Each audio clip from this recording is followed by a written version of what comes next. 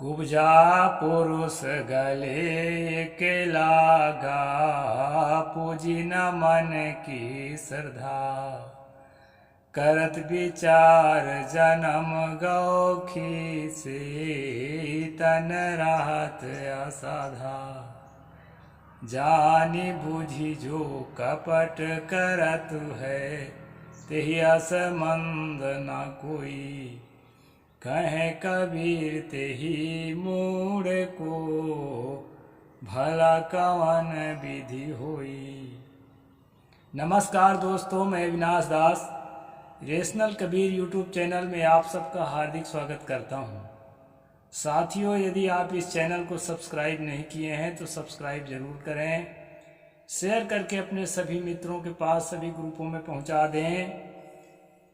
इस चैनल का उद्देश्य किसी भी प्रकार से किसी जाति, धर्म, वर्ग या व्यक्ति विशेष को आहत पहुंचाना नहीं है। दोस्तों, इस चैनल का उद्देश्य है देश में जागृति पैदा करना, पाखंड, आडंबर और अंधविश्वास से मुक्त स्वतंत्र चिंतन के लिए जनता को प्रेरित करना, और जो है मानवता के बीच में जो भेदभाव और नफरत की दीवार है उसको ध्वस्त करना।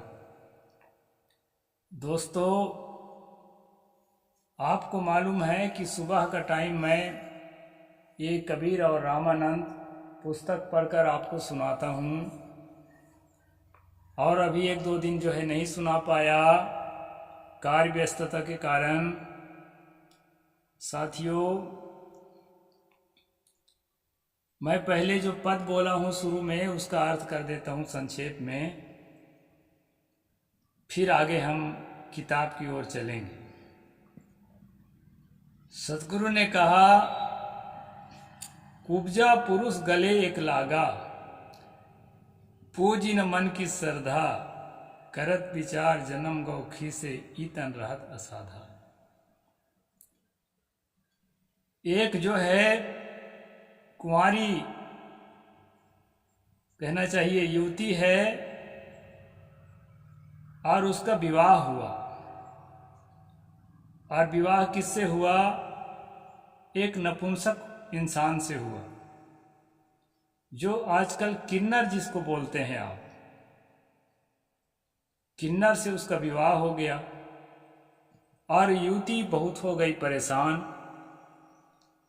क्योंकि दोस्तों चढ़ती जवानी में सन्यासियों को छोड़कर बाकी लोगों के मन में, सन्यासी के मन में भी वो चीज उठती ही है, लेकिन अपना लक्ष्य उससे विपरीत ढूंढने के कारण वह अपने को उससे हटाता है, और वह जो है काम वासना से निष्कामता की ओर अपने आप को ले जाता है।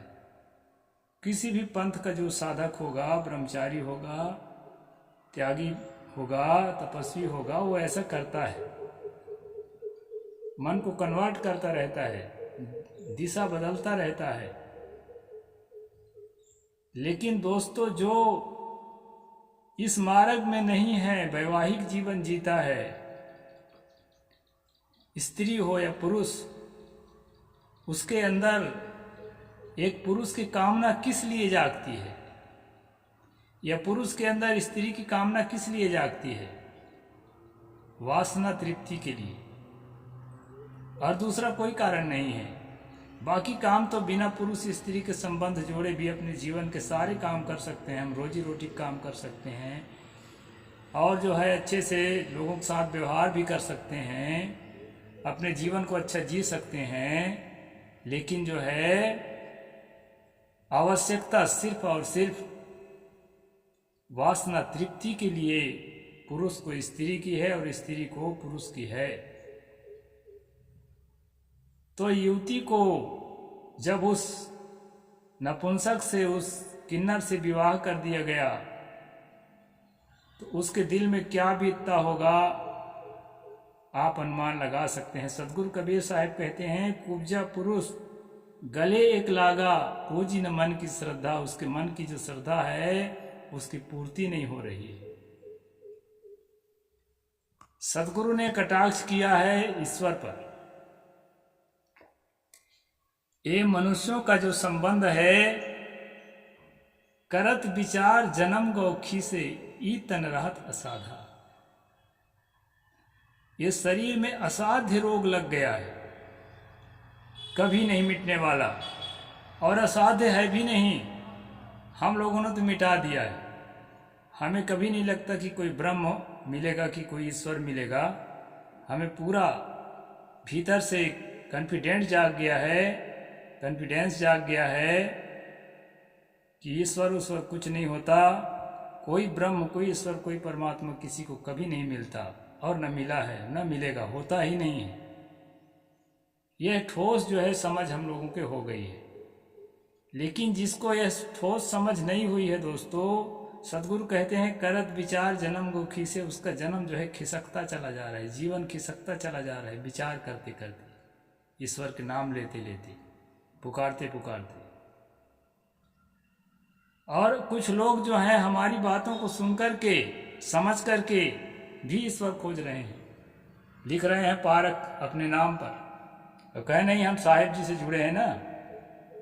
और देखो तो हाथ में कलावा बंधा है, पुतरा पुतरिया में मत्था नवा रहे हैं, तीर्थ यात्रा कर रहे हैं। और उसमें यात्रा करना बुरा नहीं है, मौज करें, एंजॉय करें, लेकिन उसमें मुक्ति की आशा करके कर रहे हैं। झाड़ फूंक, तंत्र मंत्र, पतरा पंचांग सब में लटके।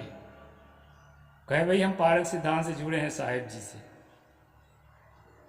तो सदगुरु ने कहा जान बूझ जो कपट करत है, समझ बूझ जो कपट करत है, तेहि असमंद न कोई।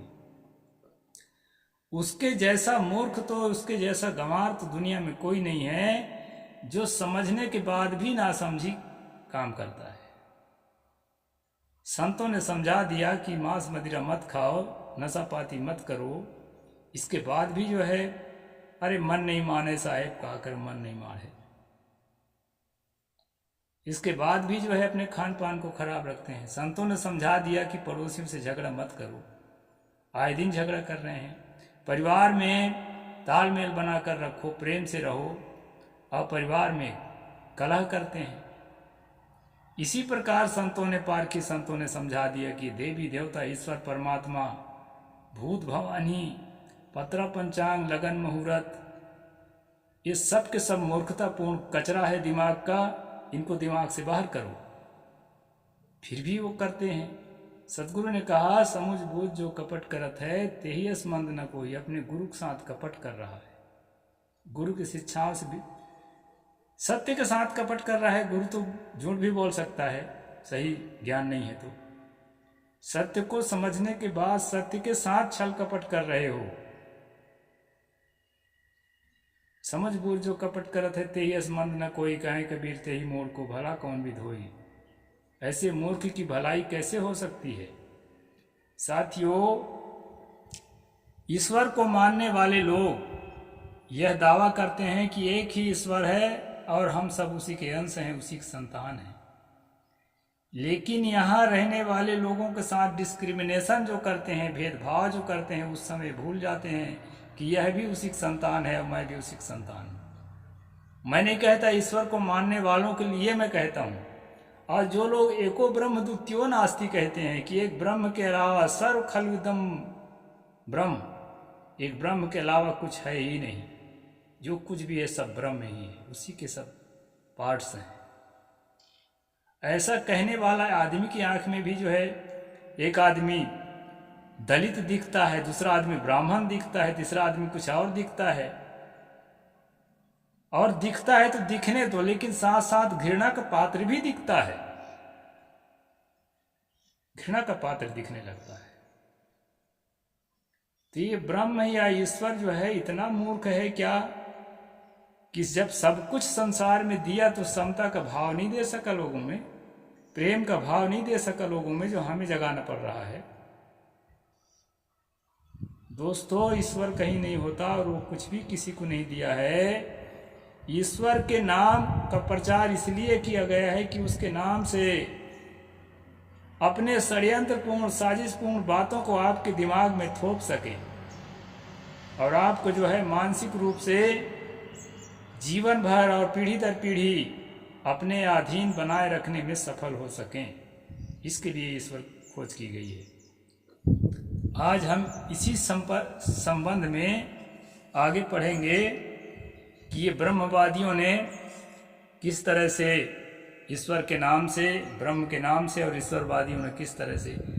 स्वामी शंकर जो है ब्रह्मवादी थे, और रामानुजाचार्य स्वामी जगत गुरु जो है वो ईश्वरवादी थे, चिन्मय परमात्मा को मानते थे।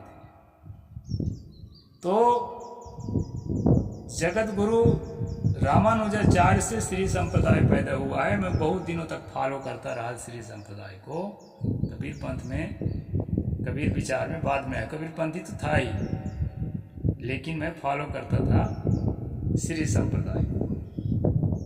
दोस्तों, उसी श्री संप्रदाय के अंश है रामानुजाचार्य, रामानंदाचार्य, जिसका कबीर साहब को शिष्य बताया जाता है।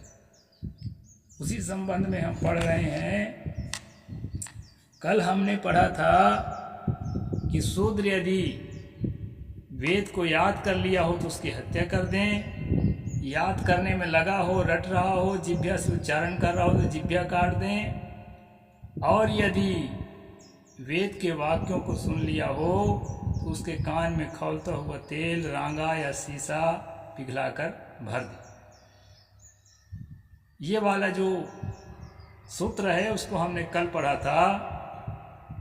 अब आज देखते हैं दोस्तों कि ईश्वर के जो कहना चाहिए कि उसके जो भक्त हैं और ब्रह्म के जो अनुयायी हैं वो क्या कहते हैं, उनके मूल अनुयायी, उस बात को आज हम विचार करेंगे।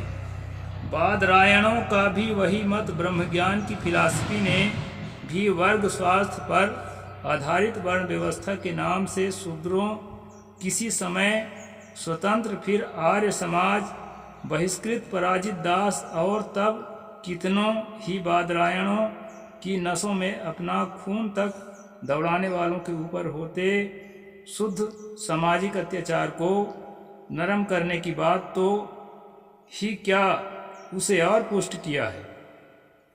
ये दोस्तों, ये बादरायण के ब्रह्म ज्ञान और आर्य समाज जो दयानंद सरस्वती ने स्थापित किया है, ये सभी जो है ना जाति पात को, छुआछूत को, अमानवीय व्यवहार को खत्म करने के दावा करते हैं, लेकिन इनकी किताबें उसको और पुष्ट करती हैं।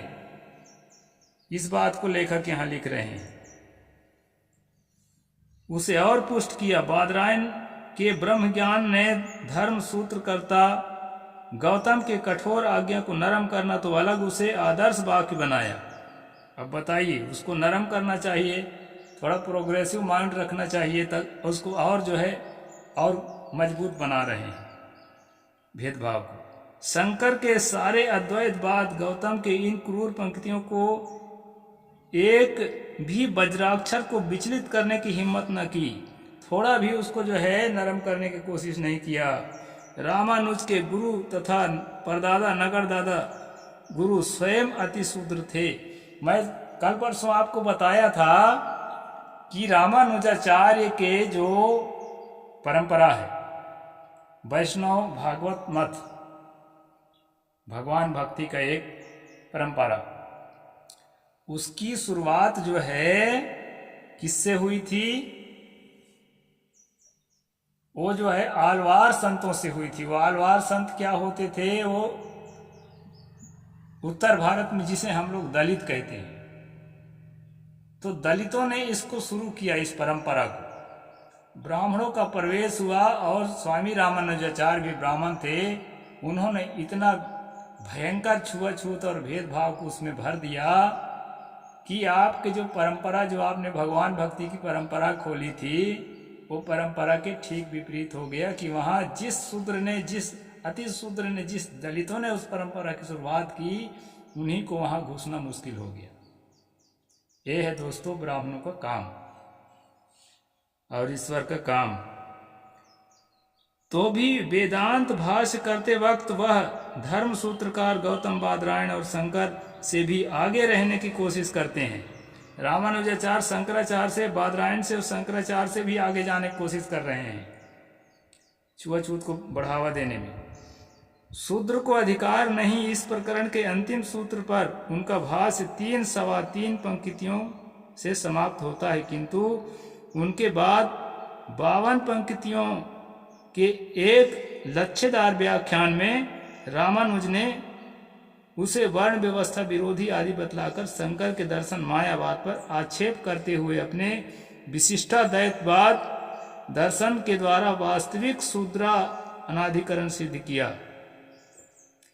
यानी शंकर जितने शब्दों में व्याख्या किया था शूद्र को अनाधिकृत करने का, मतलब अधिकार वंचित करने का, उसको जो है वो कई गुना ज्यादा जो है उस 3 सवा 3 पंक्तियों में विवरण दिया था, ये 52 पंक्तियों में विवरण दिया।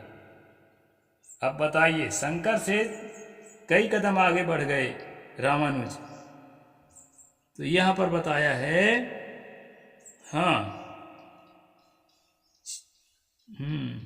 आक्षेप करते हुए अनाधिकार सिद्ध किया, जो शंकर आदि सर्व विशेषण रहित अद्वैत चेतनामान स्वरूप ब्रह्म को ही परमार्थ वास्तविक तत्व और सब जीव जगत को मिथ्या और जीव के बंध को अवास्तविक कहते हैं, वह ब्रह्म ज्ञान शूद्र आदि का अधिकार नहीं है।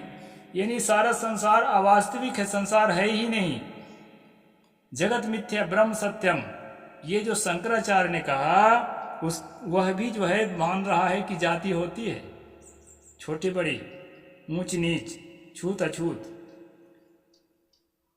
तो इसका जो है ना रामानुज खंडन कर रहे हैं कि तुम्हारे सिद्धांत में तो जातीय सिद्ध नहीं हो पा रहा है, और हमारे सिद्धांत में सिद्ध होता है, देखो हम सिद्ध करके बता रहे हैं। यह नहीं कह सकते तर्क की सहायता के प्रत्यक्ष अनुमान प्रमाण से भी उस तरह के ब्रह्म ज्ञान को प्राप्त कर शूद्र आदि की मुक्ति पा जाएंगे। शूद्र भी मुक्ति पा जाएंगे उस तरह से, तो ब्रह्म ज्ञान से, ऐसा कह रहे रामानुज। इसी तरह ब्राह्मण आदि को भी ब्रह्म विद्या मिल जाएगी। फिर उपनिषद विचारी तो तिलांजलि दत्तांजलि दे दी गई, किंतु रामानुज की तरह जिसके दर्शन वेदांत वाक्यों द्वारा उपासना रूप ब्रह्म ज्ञान को मोक्ष के साधन के तौर पर माना गया है, वह उपासना पर ब्रह्म रूपी परम पुरुष प्रसन्न करना है, और यह एकमात्र शास्त्र उपनिषद से ही हो सकता है। यानी उपनिषद से ही ब्रह्म परमात्मा को पाया जा सकता है, ऐसा जो है रामानुज कहते हैं। जो आजकल जो है आपके आचार्य प्रशांत जी उपनिषद पर बहुत जोर देते हैं, उपनिषदों पर अभी लाइन नहीं लगाया हूं, नहीं उसका भी मैं खाल खींचूंगा ना, अभी उनका शुरुआत नहीं किया गया है। उत्पन्न ज्ञान हो अपने लिए उपाय के तौर पर स्वीकार करता है। इस तरह की उपासना से प्रसन्न पुरुषोत्तम ब्रह्म उपासना को आत्मा के स्वाभाविक वास्तविक आत्मज्ञान दे, कर्म से उत्पन्न अज्ञान का नाश करा बंध के उसे छुड़ाता है। ऐसे मत में पहले ढंग से शूद्र आदि का ब्रह्म ज्ञान में अनाधिकार सिद्ध होता है। यानी ब्रह्म ज्ञान में शूद्र का अनाधिकार है, उसका अधिकार ही नहीं है। और ब्रह्म ज्ञान क्या है? एको ब्रह्म द्वितीयो नास्ति, और उसमें शूद्र का अधिकार ही नहीं है। तो एक से अधिक तो सिद्ध हो गया, ब्रह्म से अलग कोई शूद्र है ना, तभी तो उसको अधिकार नहीं। तो ये पागलपन है दोस्तों। यह है भारत के महान ब्रह्म ज्ञान के निचोड़, जिसका ढिंढोरा आज तक कितने ही लोग पीटते आ रहे हैं। ढिंढोरा पीटने वाले आचार्य प्रशांत जैसे लोग, उसको भी आपको समझना पड़ेगा। और पीट रहे हैं, बादरायण शंकर और रामानुज की दुहाई के साथ दुहाई भी देते हैं। देखो बादरायण ने ऐसा लिखा है, आदिशंकर ने ऐसा लिखा है, रामानुज ने ऐसा लिखा है, दुहाई दे दे करके। और ये जो है अपने बदमाशी को पुष्ट करते हैं दोस्तों, उपनिषद के नाम पर, वेदांत के नाम पर। उपरोक्त लंबा उद्धरण इसलिए दिया गया है ताकि हम स्वामी रामानंद के पूर्ववर्ती लोगों के विचार को विधिवत अवगत हो सकें, क्योंकि रामानंद पर भी उन लोगों का व्यापक प्रभाव है। इसलिए उन्होंने अपने आनंद भाष में इन्हीं सब बातों को दोहराया है, जो आगे संदर्भ में हम देखेंगे।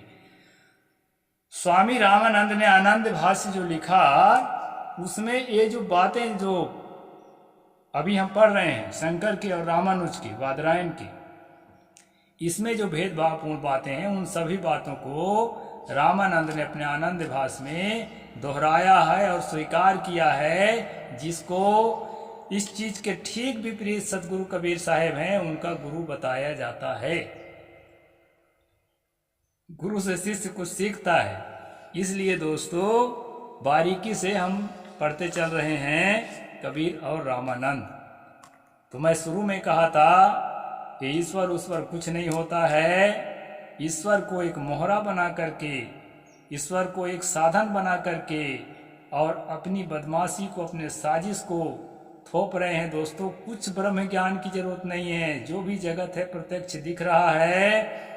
जगत को देखो, अपने को देखो, अपने कर्मों को देखो, अपने कर्तव्यों को देखो, अपने भावनाओं को देखो, और कौन सी भावना आपको शांति दे सकती है, कौन सा काम आपको जो है अपने जीवन के लिए, समाज के लिए, देश के लिए जो है उपयोगी बना सकता है, उस काम को करें, उस भावना को अपने अंदर क्रिएट करें।